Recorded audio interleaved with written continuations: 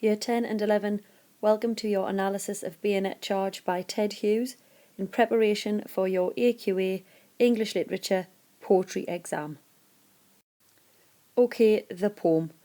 When reading a poem, especially when practicing for the unseen poetry as well, you need to look carefully at the structural devices used by the poet and the language devices used by the poet. The poem. Suddenly he awoke and was running, raw and raw, seemed hot khaki, his sweat heavy, stumbling across a field of clods towards a green hedge that dazzled with rifle fire.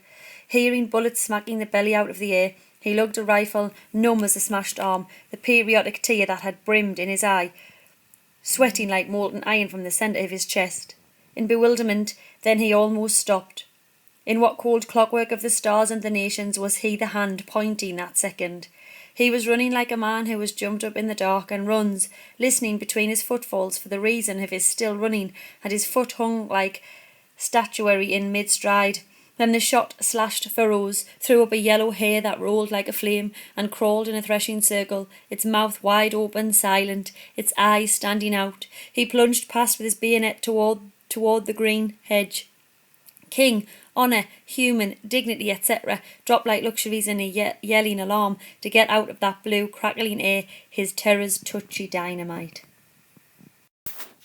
So the first thing we have to understand with any poem is what is the poem about. Okay? So, what is the poem about? Bayonet Charge it's an unusual poem for Ted Hughes. If I don't know if you've studied any of his poems before, but it's not really the type of poem that he usually writes. Basically, Bayonet Charge focuses on a nameless soldier in the First World War.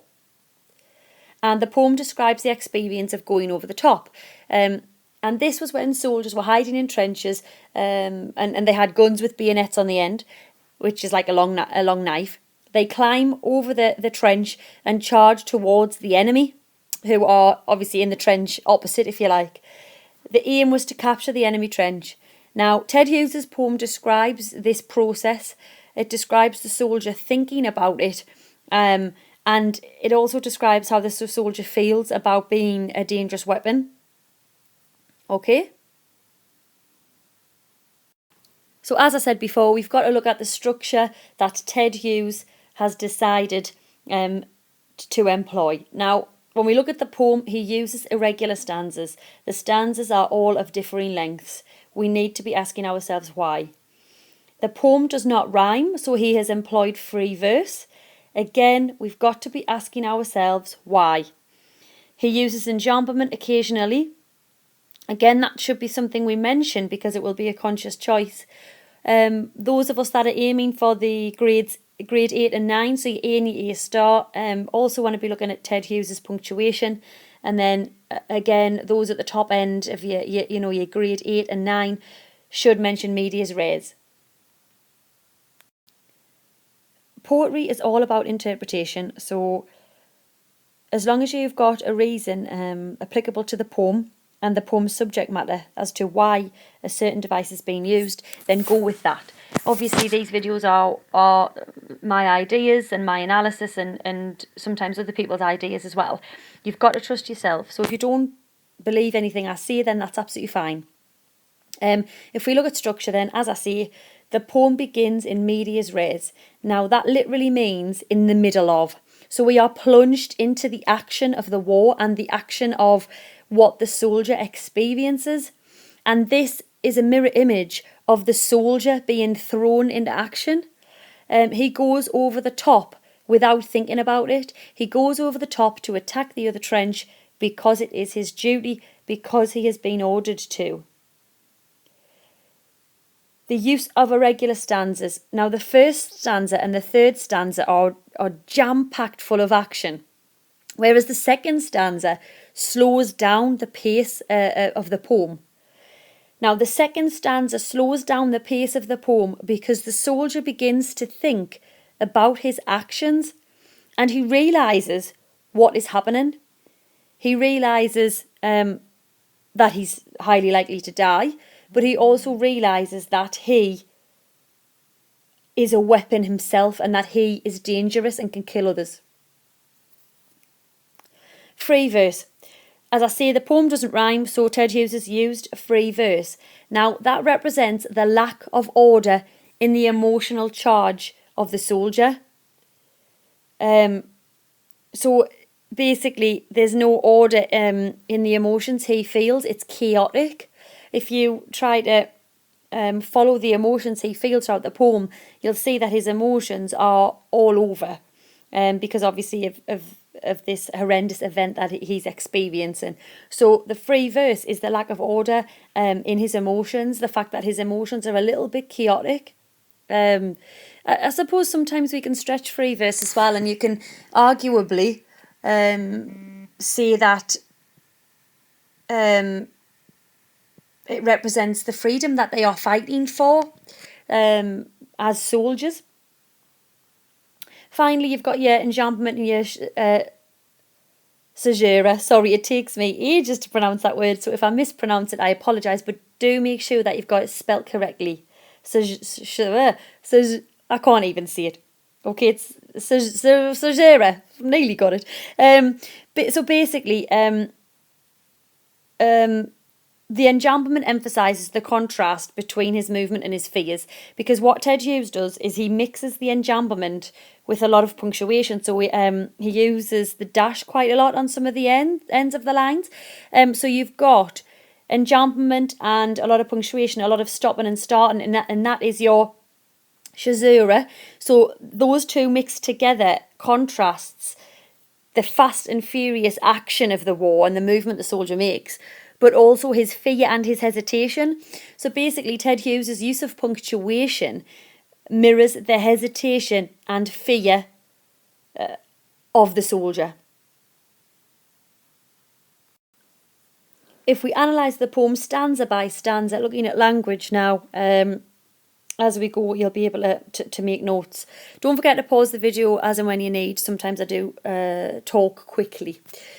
So stanza 1, as I said when we were doing structure, it starts with in medias res. So we've got that adverb suddenly. Suddenly he awoke. Remember what I said about that. We are plunged into the action, much like the soldier is thrown into the action of the war. Now, if we start with the pronoun he, okay, so the pronoun he keeps the soldier anonymous, and therefore the soldier becomes a universal figure.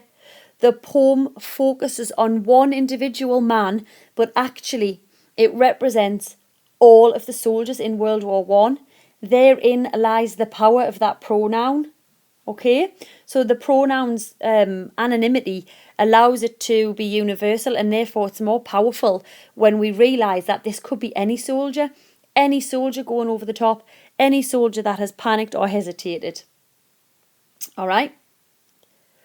As the poem progresses, the soldier's movements are breaking down as he realises his actions. Now, we know that through the structure as well, but Ted Hughes cleverly uses verbs to show this. Now, you can track the verbs from the beginning of the poem all the way to the end, and just to name a few, the verbs change from running. So in line 1, the soldier is running, to lugged. He lugged a rifle. Now that to me sounds laboured. It sounds like he's struggling to carry the rifle. It is becoming very difficult to run with his equipment. Then we go to plunged. Now, if you track the verbs Ted Hughes has used, the soldier is losing control. He is physically losing control, and he is emotionally losing control. Okay, so verbs are really important here because they are subtly sending a message to us about the soldier and how he's starting to struggle and starting to lose his way, if you like. Okay. We have then got, in raw seamed hot khaki, his sweat heavy, stumbling across a field. Now his sweat is heavy is metaphor for the burden of war. It's as if he cannot carry this burden anymore. And again, it's that idea that he has realised that he is dangerous, and he has realised the repercussions of his actions. All right, so his sweat heavy is metaphorical of this awful burden that these soldiers feel, whereby they have to protect their country, they have to protect their comrades, they have to protect themselves. Okay, and obviously for the soldiers it is a heavy burden to bear. Again, just to go back to verbs, stumbling across a field. Physically he's starting to struggle, and emotionally he starts to struggle as well. So basically the war becomes too much. If we carry on, that dazzled with rifle fire, heaving bullets, smacking the belly out of the air. Personification. Bullets smacking the belly out of the air. Again, look at that verb, smacking. It's an uncomfortable verb. It's a violent verb. It reminds us of conflict. The bullets smacking the belly out of the air is sound imagery. It's what they hear around them. So you can imagine, well, you can't imagine, but if we had to try and imagine running over the top, and you can't really see your enemy, but you can hear gunfire. You can hear gunfire all around, and it almost takes over. It takes over the air around him, doesn't it? Yeah. Dazzled with rifle fire as well for sound imagery. Dazzled. It sounds as if he's stunned. Okay, so he's stumbled, he's stunned, it's all taken over, and hence his hesitation later on in the poem. We've got the simile. The patriotic tear that had brimmed in his eye, sweating like molten iron from the centre of his chest. All right, so first of all, we've got emotive language in patriotic tear. Now, it's emotive because the soldier is upset. Again, it's a realisation of what he is involved in. Okay, the reader then feels upset. The tear that had brimmed in his eye, sweating like molten iron from the centre of his chest. So when we hear that he's sweating like molten iron, obviously the first interpretation of that is how hot he is. He's ridiculously hot, isn't he? Which is why that simile is used. If we wanted to stretch out interpretation a little bit further, you could argue that the reason the centre of his chest is iron implies that he's cold. And when I mean cold, I mean emotionally cold. As if a part of him knows in order to complete his duty he needs to be emotionally detached. Otherwise, how else are you going to kill the enemy? So there's a subtle suggestion here that the soldier needs to avoid his heart in matters of war. Okay. Again, if we're stretching interpretation, molten iron is made from a few different properties, if you like. I'm just asking, could Ted Hughes be suggesting that in a war zone a soldier needs to become less humane, if you understand what I mean, in order to be killing others and not feel regret or remorse? Again, it's just interpretation, so whatever you think of sweating like molten iron from the centre of his chest, I'm sure it will be a wonderful interpretation. Okay, we'll move on to stanza 2. Stanza 2.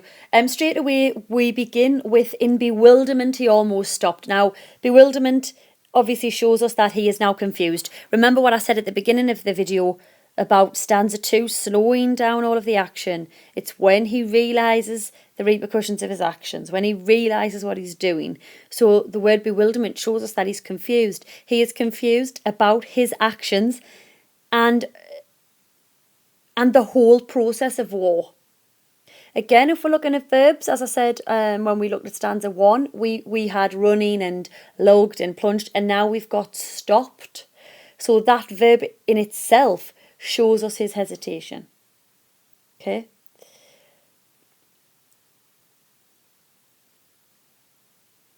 In what cold clockwork of the stars and the nations was the hand pointing that second?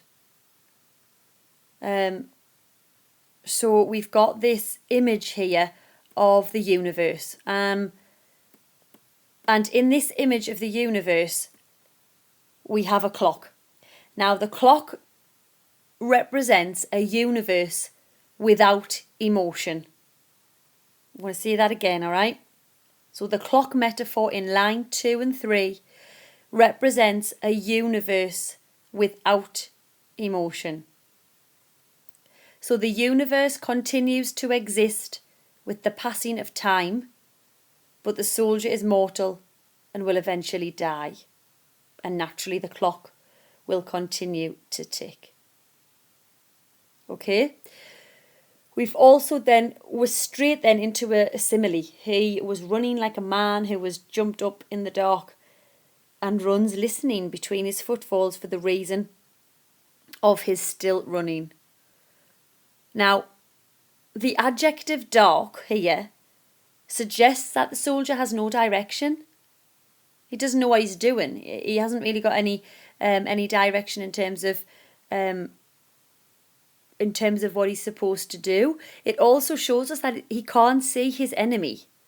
He can't see what he's shooting at. He can't see what he's aiming at. And therein lies some of the danger, because surely the enemy can see you running towards them, but you can't see them. So the adjective dark here is massive.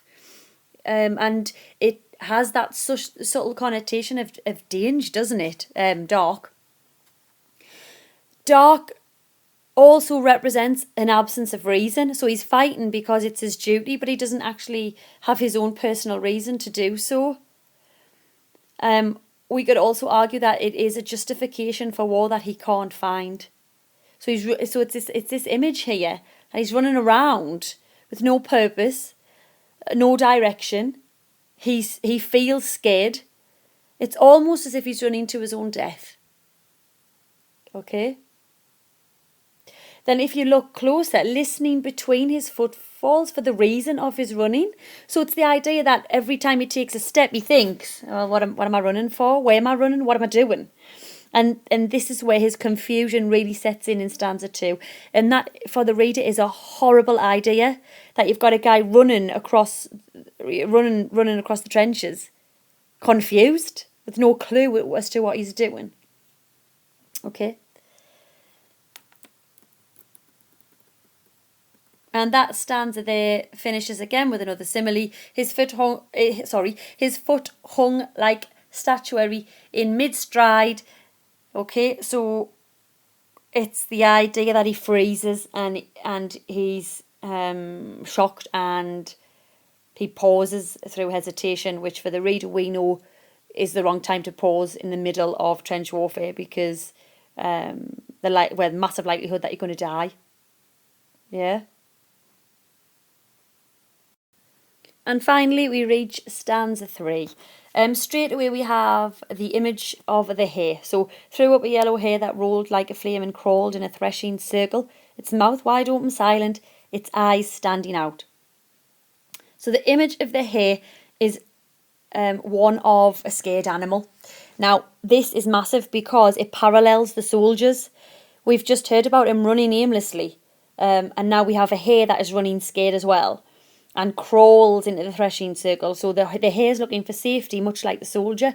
So actually the image of the hare parallels the soldiers as well. So we've got this comparison, I suppose, of I would say a weak animal in a hare. It's defenceless, isn't it, really, compared to the soldiers. And then we could argue that Ted Hughes is suggesting that a lot of the soldiers are defenceless. If we look further into the image of the hare as well, we get the verb crawled. Again, is that through injury, desperation? Remember, verbs are massive in this poem. But then, if we look closer, its mouth is wide open, silent, and its eyes are standing out. Now here, I think, again, this is just interpretation, I think the hare is dead. When the hare crawls into the threshing circle with its mouth wide open and its eyes standing out, I actually think it dies. Again, that's my interpretation, it's up to you. And I think the implication there is that a lot of soldiers end up like that. Again, awful image. The adjective silent adds that sombre, serious undertone there.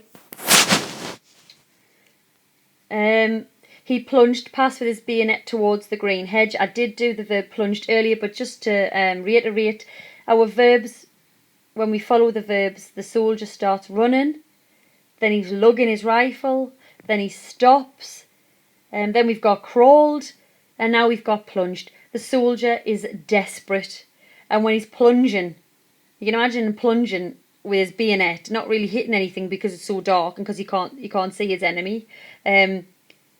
Plunged makes him sound desperate, which again is an awful image to have of a soldier in confusion, emotional chaos, who's desperate.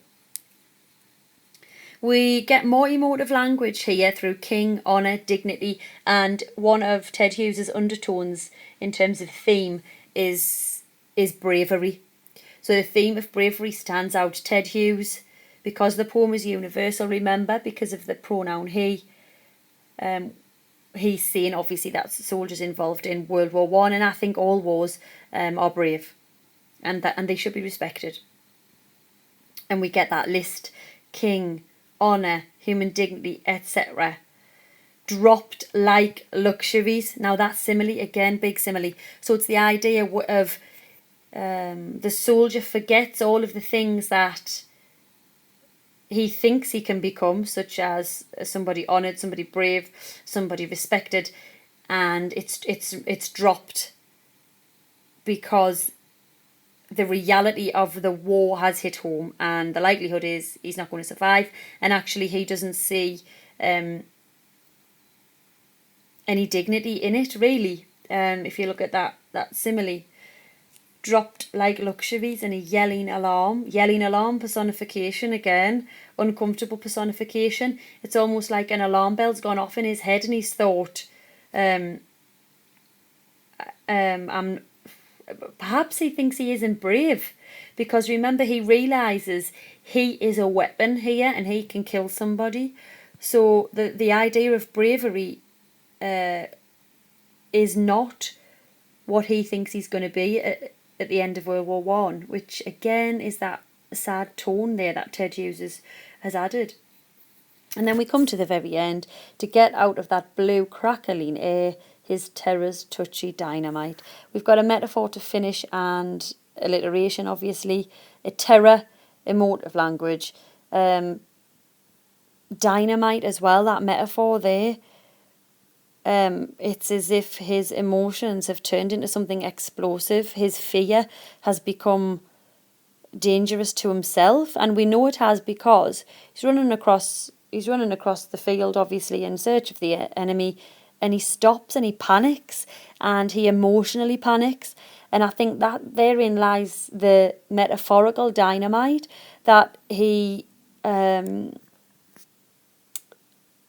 might die because of his own emotions and because of his hesitation, his fear, and his realisation of the war. Summing up of imagery then, we've got fields of clods, we've got the green in stanza 1, we've got the yellow hair. So we've got images of nature, but they are juxtaposed and contrasted with all of the violent images that we hear. So the dynamite and the bayonet and the plunging and the sounds of the war. We've got the image of the cold clockwork of the stars and the nations, which remember is that clock metaphor for representing the universe and how the universe keeps, how time keeps passing. Like a man who has jumped up in the dark, that's simply remember of a man who's running with no purpose and no direction. And just a little bit more on your images. So the contrast of natural images with violence shows the effect of conflict on the natural world. War is disruptive and devastating. The fields become battlefields, and even the hair represents death at the end of the poem. The clock metaphor, as I said, represents the universe without emotions, the universe that continues to exist, the passing of time, but the soldier dies. And as I said before, the simile of the man running in the dark, he doesn't have any direction. Then we've got to think about what the darkness is metaphorical for, the absence of reason and the absence of a justification for the war. He doesn't have a justification for his actions or for being there, which again is quite sad. I did do rhythm and rhyme at the beginning of the video, but just to reiterate, rhythm and rhyme, we have free verse, which is a lack of order in the emotional charge of the soldier. Remember, his emotions, as we track them throughout the poem, are chaotic. He's not really in control of them. He's also not really in control of his own actions, because remember, soldiers are ordered to follow their duty and follow orders.